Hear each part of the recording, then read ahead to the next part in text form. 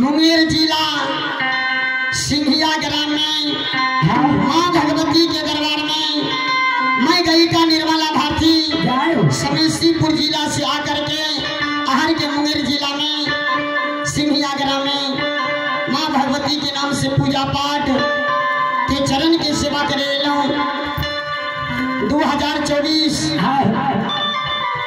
आज के दिन 28 तारीख आश्विन महीना के दिन और जहाँ तक चरण की सेवा होते सभी लोग के सबसे पहले एक भगवती के झूमर गावे आगो विशल